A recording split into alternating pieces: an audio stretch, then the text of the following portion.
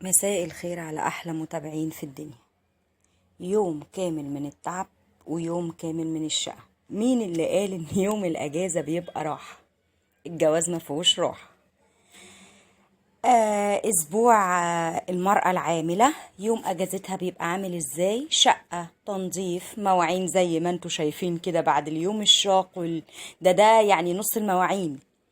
فانا عملت شوية اكلات كده تنفع للفريزر طول الاسبوع كده، طبعا مش طول الاسبوع لحمة وفراخ معانا. هنتكلم بعدين. النهاردة انا هعمل الصدور بالعسل والمستردة. عندي صدور بانيه، عسل ابيض، التوابل بتاعتي ملح، فلفل اسمر وبهارات وتوم ومستردة اول حاجة.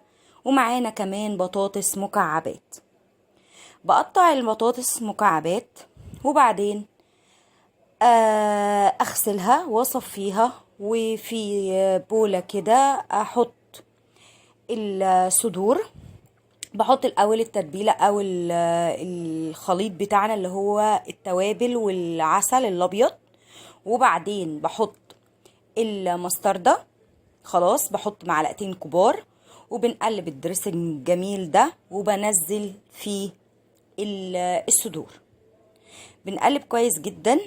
الصدور دي بتبقى مسكرة؟ لا طبعا مش مسكرة، العسل الابيض مجرد اللي هو بيديها لون وطعم تحفة في الاكل. بقلب على طول كويس جدا وبعدين بحط الصدور بتاعتي. عايزة الصدور رقيقة مفيش مشاكل، عايزة الصدور شوي تخينة برضك بتقول للراجل مفيش اي مشاكل. عايزة تزودي خضار معاها ممكن تزودي كوسة، ممكن تزودي جزر على حسب ما أسرتك بتحب. خلاص كده. عايزة تقللي نوع توابل مش بتحبيه، عايزة تزودي نوع توابل بس هي دي التوابل المظبوطة اللي هي الملح والفلفل والبهارات بتاعة الفراخ وتوم باودر والمستردة معانا. برص شوية بطاطس كده في قاع الصينية البايركس، وبعدين بحط الصدور وفوقيها شوية بطاطس تاني، وخلاص كده بتبقى جاهزة على الفرن. بتحطيها في الفرن قد ايه يا بسمة؟ بتحطيها في الفرن ما يزيدش عن نص ساعة. تعلي في الاول وبعدين توطي تاني ربع ساعة عشان البطاطس تستوي، وشوية رز جنبها. واحلى يوم في الاسبوع وانتي جاية من الشغل على طول، قبل ما بخرج الصبح بطلع الصينية برا وبعدين باجي احطها في الفرن على طول وشوية الرز وزي الفل. خلاص نيجي بعد كده. طيب انتي مش طول الاسبوع بتعملي فراخ ولحمة وسمك، لا احنا بنغير. يوم بنعمل بطاطس ومكرونة، يوم بنعمل تونة وبطاطس. فانتي لما يوم الاجازة بتعملي كذا صنف هو بينفعك في الفريزر، مش اللي هم 3 ايام وخلاص، لا. يعني انا النهاردة هعمل 3 وصفات. انا طلعت كيلو بانيه وطلعت فرخة سليمة، هعمل بيهم 3 وصفات. هعمل يوم بقى كشري من جنبهم، في يوم تاني هعمل يوم لحمة، في يوم تاني اي حاجة بتمشي بيها الاسبوع. عملت خلاص الصينية وجاهزة، بعملها بالاسترتش طبعا وبكتب عليها عشان لما احطها في الجيب ابقى عارفة ان دي الصدور بالعسل والمسترد. تاني وصفة عملتها من الكيلو البانيه، عملت التشيكن ستريبس، وده على طول برضك بتطلعيه قبل ما تنزلي الشغل تسيبيه. بترجعي يا دوبك بيبقى على القلي وشوية المكرونة جنبه او السلطة واسرع.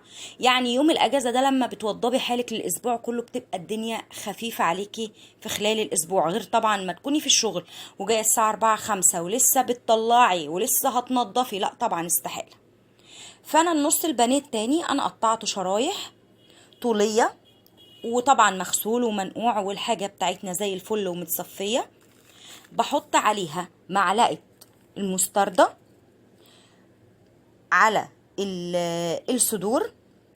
خلاص كده. بعدين توابلنا ايه يا بسمة؟ توابلنا ملح، فلفل، ونص معلقة قرفة، دي لتتبيلة الستريبس. خلاص كده. في بولة تانية بعمل ايه؟ في بولة تانية بحط توم باودر، بصل باودر، كاري. خلاص كده. وبحط عليه نص كوباية حليب، نص كوباية لبن كده، وبيضاية، ونقلبهم كويس جدا، ونحط فيهم الصدور بالتتبيلة بتاعتها. كل حاجة بتحطيها بالتتبيلة بتاعتها عشان يطلع لك التشيكن ستريبس زي اللي بتاكليه بره. اولا مقرمش، ثانيا طعمه جميل جدا، ثالثا انت ضمناه. خلاص، هاخد الصدور طبعا وانزلها على خليط اللبن.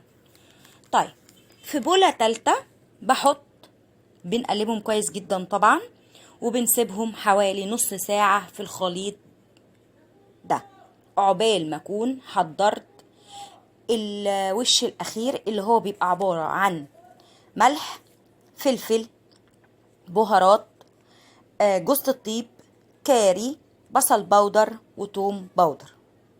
بحط كوباية دقيق، وعليهم نص كوباية بقسماط مطحون، وبحط التوابل بتاعتي، وبنقلب كويس جدا، وبنحط كمان نص كيس بيكنج باودر.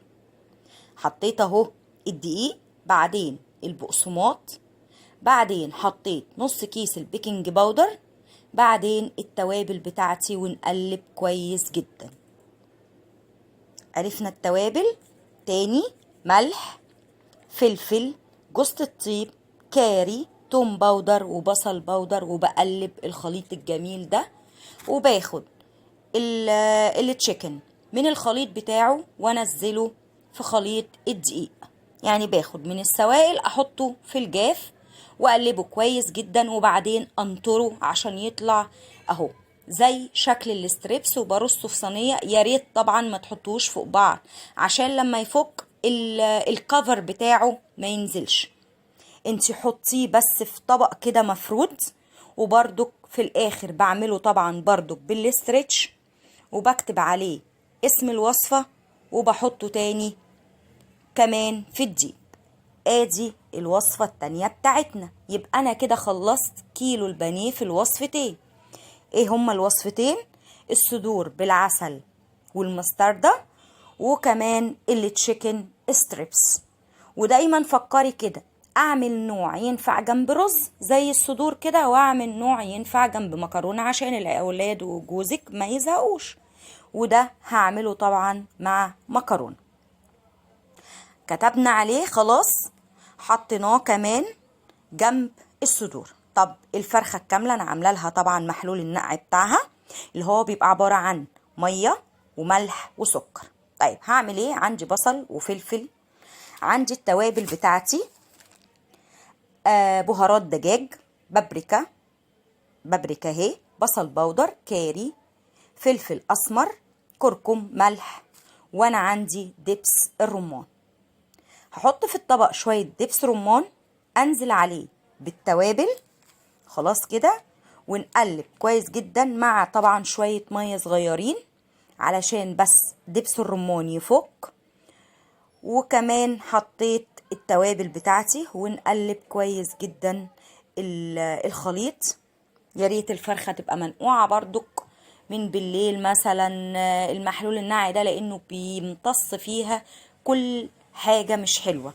وطبعا بصفيها كويس جدا في المصفى زي ما انت شايفة، هي واقفة زي الفل اهي مستنية التتبيلة بتاعتها. وبحطها، ودي بعملها في الفرن في الكيس الحراري. دايما الفرخة الكاملة كده احب اعملها في الكيس الحراري. طبعا باخد البصل والفلفل اضربهم كويس جدا في الكيتشن، ما بفرمهمش خالص. انا بحب البصل يبقى باين فيها كده، بحب اغمسه بالعيش كده. ضربته خلاص اهو، هحطه على التتبيلة اللي انا عملتها، الدريسنج التحفة ده اللي انا عملته، شوية زيت زيتون طبعا، واروح حاطه البصل والفلفل على الخليط ده وشوية زيت. وبعدين نبدأ نحشي الفرخة جوه وبره وتحت الجلد وفي كل حتة فيها.